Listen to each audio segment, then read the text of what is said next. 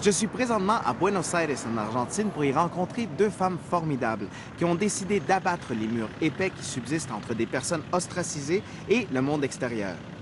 Maria Medrano dirige l'organisation Yo No Fui, qui aide les femmes des prisons de la capitale à prendre leur place et à développer leurs habiletés pour faciliter leur réinsertion sociale.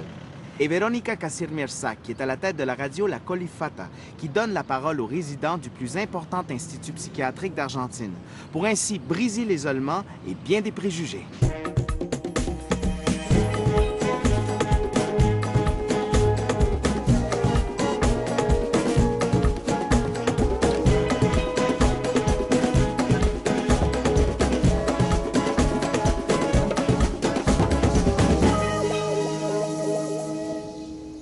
La ville de Buenos Aires a été fondée par les Espagnols au XVIe siècle.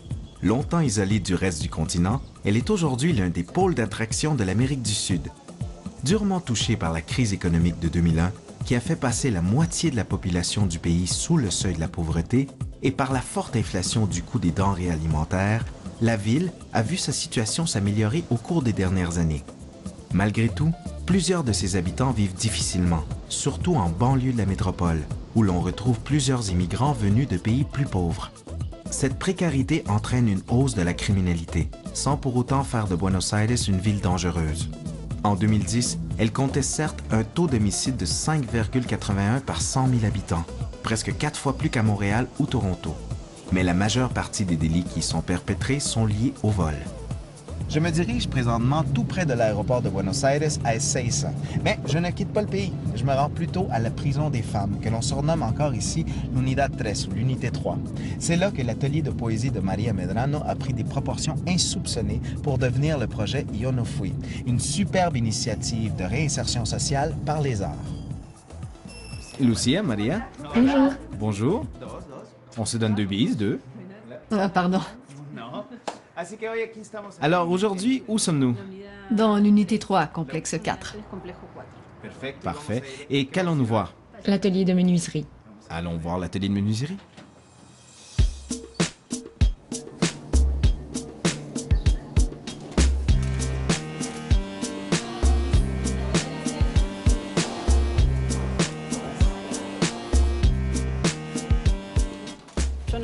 Yo No Fui est une organisation sociale qui réalise des activités artistiques et commerciales avec les femmes incarcérées à la prison d'Ezeiza et avec celles qui retrouvent leur liberté. L'organisation a pour objectif d'accompagner les détenus dans leur processus pour retrouver leur liberté et, une fois qu'elles sortent de la prison, de les aider à se réinsérer socialement.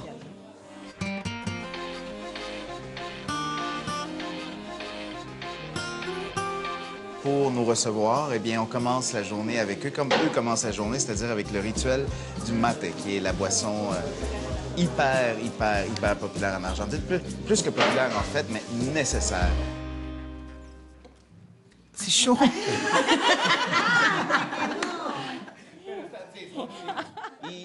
Est-ce que vous aviez déjà fait de la menuiserie avant d'arriver ici? Pas moi, c'est la première fois. C'est une des choses que nous découvrons. Nous ne savions pas. Que vous pouviez le faire? Comme quoi, par exemple? Fabriquer un meuble. Suivre toutes les étapes que le professeur nous enseigne. Je n'avais jamais vu ni fait ça. Peu à peu, les choses que nous apprenons ici nous distraient, nous amènent ailleurs. Oui. C'est le prof de menuiserie. Et vous aimez offrir cet atelier? Que préférez-vous enseigner? J'aime enseigner de manière générale. Dans cet atelier, j'aime le fait d'enseigner la menuiserie à des femmes. Que mon enseignement devienne pour elles un outil de vie en général.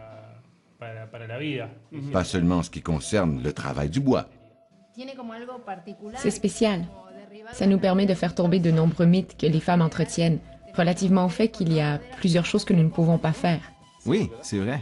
C'est sûr que la menuiserie est un domaine qui a toujours été considéré comme étant réservé aux hommes.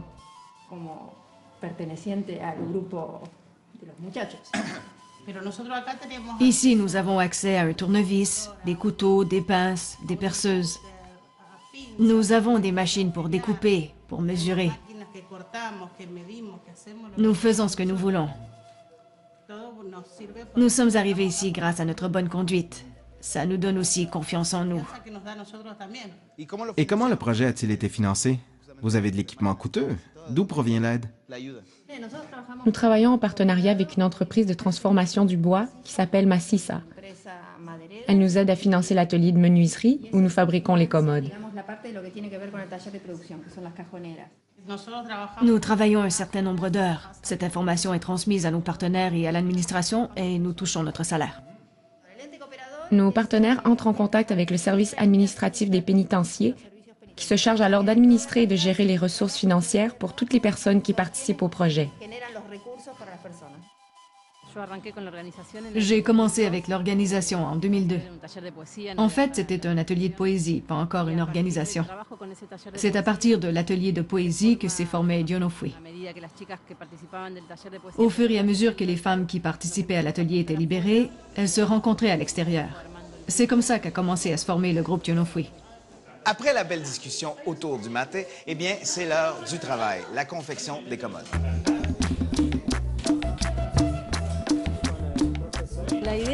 L'idée des ateliers est... En fait, toutes les activités de Yo No Fui sont baignées d'un souci artistique parce que les outils que nous apporte le travail artistique sont très importants dans la formation et l'évolution d'une personne. Par ailleurs, au début, nous avons essayé de séparer la formation de la production. Et nous nous sommes rendus compte que les deux étaient interreliés. Nous ne pouvions pas les séparer. Les filles sortent de prison avec un besoin urgent de travailler, de générer des revenus. C'est pourquoi, dans nos ateliers, on mélange tout le temps l'apprentissage et le travail. Yo No Fui, qui signifie « ce n'est pas moi », est reconnu et aidé financièrement par les ministères du Travail et du Développement d'Argentine. Actuellement, des dizaines de femmes suivent des ateliers dans divers domaines dont poésie, sérigraphie, art, couture et bien sûr menuiserie. Le salaire des formateurs étant payé par les deux ministères, tout l'argent recueilli grâce à la vente des produits réalisés dans les différents ateliers va directement aux travailleuses. Dans la majorité des cas, les détenus qui se sont retrouvés ici sont accusés d'avoir fait du transport ou du trafic de petites quantités de drogue pour soutenir leur famille. En général, ce sont des mères monoparentales ou dont le mari est détenu.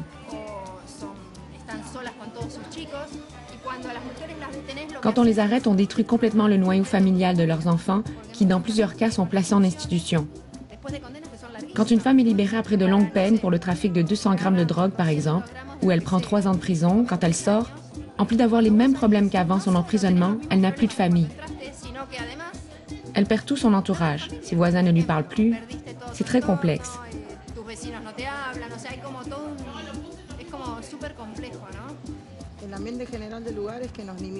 L'environnement de la prison nous impose beaucoup de limites, allant du fait de devoir manger avec des ustensiles en plastique jusqu'au fait de vivre derrière des barreaux. Dans les ateliers, nous faisons comme chez nous. C'est différent, il y a beaucoup de camaraderie entre nous et avec les professeurs. Nous manipulons les outils. Nous devons respecter des échéanciers, produire une quantité déterminée de marchandises qui doit être livrée à une date précise, selon ce qui est planifié. Ça nous donne une responsabilité additionnelle. C'est un nouveau projet, un enseignement qui me reste. Un apprentissage qui me sera utile pour le futur et que je pourrai mettre en pratique, si Dieu le veut.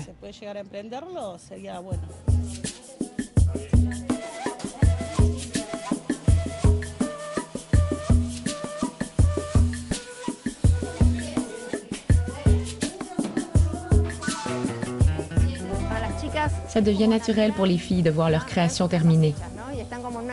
Elles arrivent à une étape où elles se disent « c'est bien, ça va à tel endroit et c'est moi qui l'ai fait ».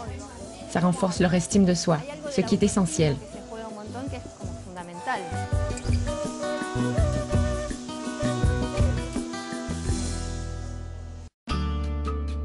Après la visite de la prison, nous voici à l'extérieur des murs dans un quartier bien différent, où Maria va nous présenter des femmes qui ont réellement changé leur vie grâce à Yo No Fui. Bonjour, ça va? Bonjour Ramona, comment ça va? Comment allez-vous? Enchanté, très bien, merci. Merci de nous recevoir. Merci à vous d'être venu. En parlant, on se disait toujours, nous devons nous rassembler, nous devons faire quelque chose avec les filles qui sont libérées. Jusqu'à ce qu'un petit groupe se forme et que nous nous disions, c'est le moment, parce qu'elles veulent se voir à l'extérieur, faisons-le. Il y a beaucoup de filles qui ne reçoivent aucun soutien, aucun encadrement. Elles sont seules, très seules, en dedans comme à l'extérieur. Après être sortie de prison et avoir vu à quel point c'est difficile de sortir et de faire face à ce changement, j'étais d'autant plus convaincue que nous devions faire quelque chose. Qu'est-ce que l'art et la sérigraphie vous ont apporté? Ça a libéré mon esprit. Expliquez-moi de quelle façon. L'art m'a amené à montrer qui je suis vraiment et ce que je ressens réellement. C'est très motivant pour les filles qui sont en dedans de voir qu'une personne qui a été privée de liberté réussit et qu'en plus elle s'est bâtie une carrière. Ramona expose, elle crée des œuvres, elle donne des cours ici et en prison. Ouf, ça fait beaucoup. Et à quoi va servir cette couleur fuchsia? Nous allons imprimer ces tissus avec lesquels nous allons faire des sacs avec ces graphiques. Avec ces graphiques. Et qui a dessiné ces graphiques? C'est nous qui les avons faits. Nous faisons le dessin et après nous le transférons sur le cadre. Nous préparons la pellicule que nous plaçons sur le cadre. Comme ça? Vas-y. Oups! Une chemise en moins. Un souvenir de l'atelier. Yonofui accorde beaucoup d'importance au support des femmes qui sortent de prison, au moment où elles sont le plus vulnérables et où le risque est grand de les voir retomber dans la criminalité, bien souvent uniquement pour subvenir aux besoins de leur famille. Les produits des différents ateliers auxquels participent les ex-détenus, que ce soit des photos, des t-shirts ou divers objets artisanaux, sont écoulés dans l'une des nombreuses foires commerciales et artistiques auxquelles participe l'organisme. Chacune des femmes touche la totalité du montant des ventes qu'elle réalise. Alors Sylvia ici, qui est à côté de moi, purge sa peine à la maison.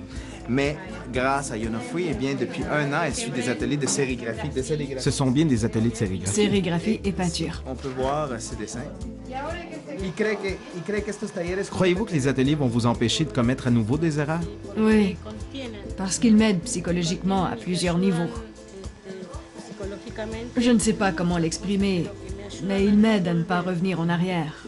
Ils m'aident à aller de l'avant. Nous préparons les pellicules et les dessins et nous nous amusons. Nous pouvons y ajouter une touche d'humour. Par exemple, dans ce cas, le zèbre traverse un passage pour piétons zébrés. Exact. Je crois que Yonofui est aussi un acte poétique. C'est vrai. Nous travaillons à mettre sur pied une école des métiers d'art. L'idée, c'est que l'école n'offre pas des cours seulement une fois par semaine, mais tous les jours, pour que les filles reçoivent une formation théorique et pratique, et qu'après 3 ans d'études, elles obtiennent un diplôme d'études reconnu.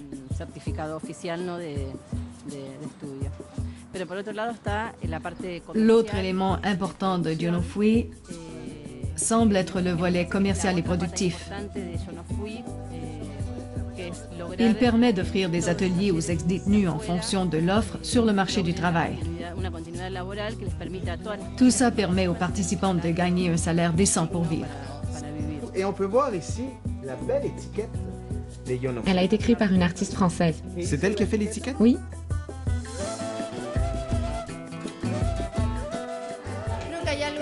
Une des qualités de Yonofui, c'est que partout où nous offrons des ateliers, il y a un lien très fort avec la liberté. Ici, en dedans, ton corps peut être prisonnier, mais tout ce qui est à l'intérieur de ce corps ne l'est pas. Et c'est là-dessus que nous travaillons. Pour moi, c'est important que les gens se sentent aimés et accompagnés. Quand on travaille avec une personne, qu'on est vraiment présent pour elle, qu'on la regarde dans les yeux avec sincérité, je crois qu'il est inévitable que la transformation qui s'opère soit visible à la fois chez elle comme chez soi.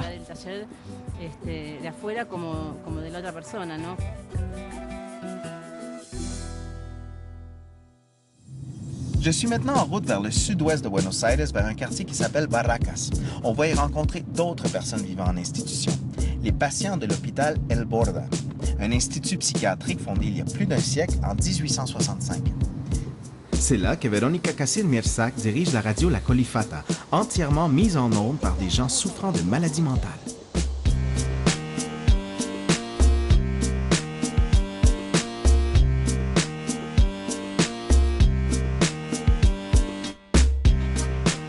Hola, Verónica. Bonjour, Véronica. Ça va? Ça va très bien. Merci de nous recevoir. Avant tout, qu'est-ce que c'est la Colifata? La Colifata est une ONG sans but lucratif qui offre des services en santé mentale et qui se sert des médias comme outil thérapeutique. L'idée a surgi il y a plus de 21 ans grâce aux années de pratique du psychologue Alfredo Oliveira, notre directeur. J'ai des souvenirs de la Colifata qui remontent à ma jeunesse.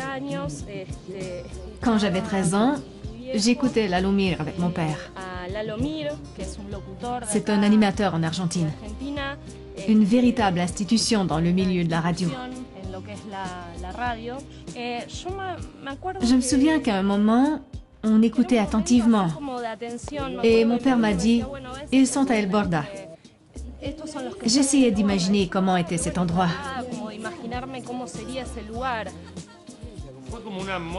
C'est un coup de foudre. Quand Alfredo Oliveira m'a raconté qu'il y avait une radio qui émettait à partir de El Borda, je lui ai demandé comment fonctionne cette radio. Il m'a montré un enregistreur. Ces appareils qui avaient 2 cassettes, 2 haut-parleurs et une radio. Il m'a dit, nous enregistrons toutes les pièces sur une cassette.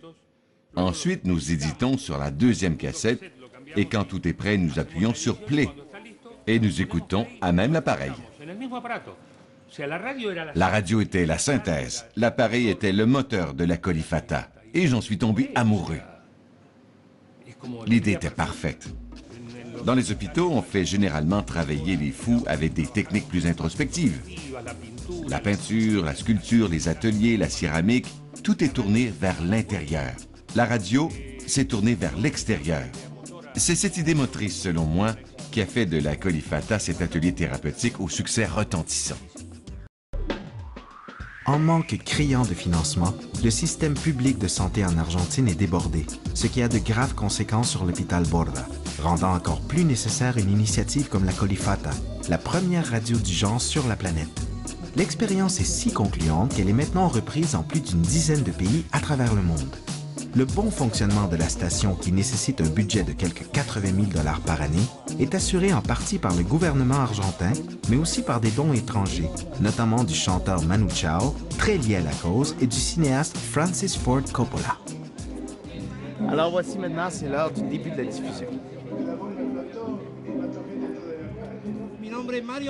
Mon nom est Mario Maneiro, animateur de LT22 Radio La Colifata. Nous prêchons tous les samedis fidèles au poste. Nous diffusons à travers le pays, à travers toute l'Amérique et même dans le monde entier grâce à la transmission sur Internet au www.lacolifata.org.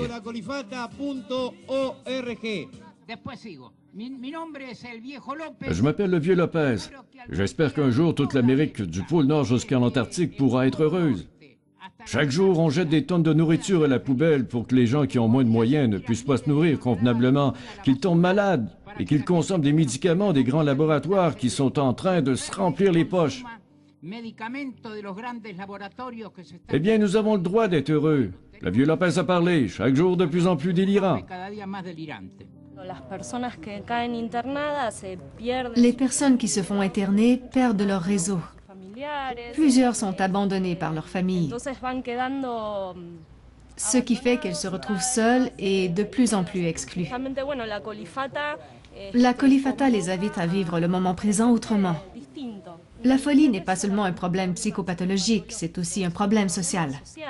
Les personnes qui sont internées, qui ont perdu leur contact, ne retrouveront jamais de travail ou alors seulement un emploi très précaire. Elles sortent d'ici et n'ont aucun endroit où vivre. On leur verse une allocation qui est insuffisante pour leurs besoins. Différentes situations qui les amènent à se faire interner de nouveau. Mon nom est Eduardo Codina, conseiller technologique de la Colifata. En fait, je ne conseille pas du tout, j'appuie seulement sur le bouton. Alors je suis maintenant ici avec Eduardo. Hola Eduardo. Bonjour, Eduardo. Bonjour, comment allez-vous? Très bien. Merci de discuter avec nous un moment. Pouvez-vous me dire comment vous avez entendu parler de la Colifata? J'ai été interné 5 fois. Et au cours de l'une de ces périodes, 2 ou 3 ans après le début de la diffusion, je leur ai proposé de lire de la correspondance.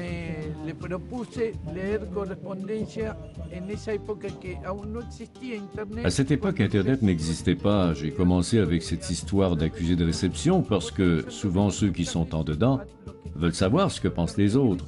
Et les patients internés veulent sentir que quelqu'un les écoute.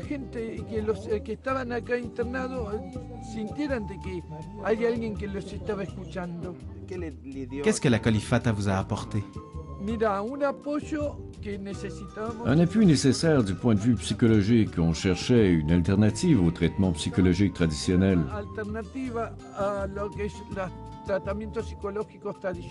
La radio nous donne une liberté d'expression. Elle ouvre la voie afin que ce que nous avons à dire trouve son chemin jusqu'au destinataire.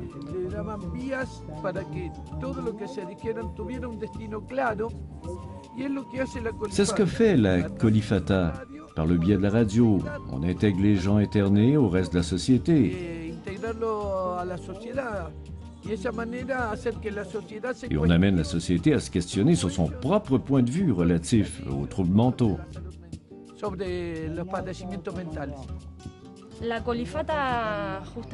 Une des réussites de la Colifata est d'avoir réellement su transcender les murs.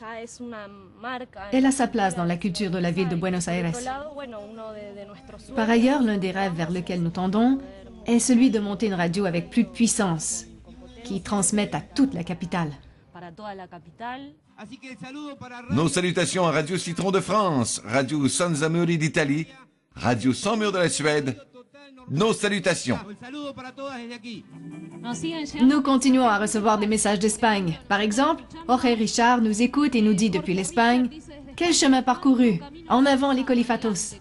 Et Karina Cortés nous dit « Merci pour toute cette sagesse, sensibilité et amour, chers Colifatos. » Sur Facebook, nous avons plus de 141 000 admirateurs. Chaque samedi, beaucoup de gens nous écoutent. C'est une radio où l'on vient pour parler, mais aussi pour écouter. Elle fait une place à tous ceux qui le veulent. Le plus intéressant, c'est qu'il s'agit d'un espace qui fait du bien, non seulement aux personnes qui sont diagnostiquées, mais aussi à celles qui viennent visiter, à celles qui nous écoutent et à celles qui travaillent ici.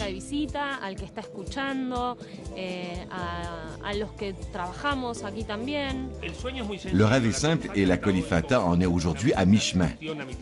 Mais grâce à l'appui officiel du gouvernement, de la présidence de la Nation, du secrétariat aux communications, nous avons notre propre équipement de transmission et bientôt nous aurons notre antenne afin que tous les patients internés à El Borda puissent avoir accès à cet outil quand ils sortiront de l'hôpital, à leur retour en société.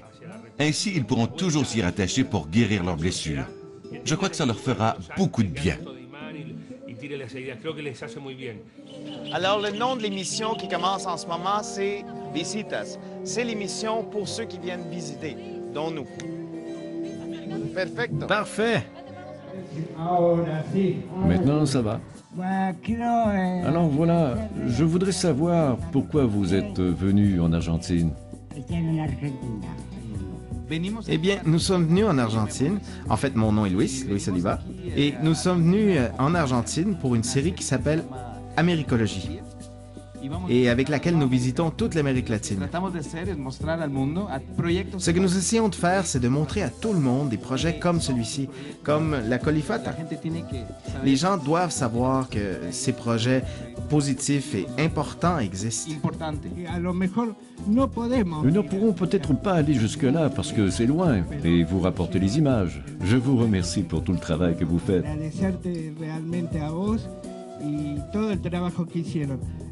Nous vous ramenons avec nous en images, mais aussi dans notre cœur après cette belle journée passée avec vous.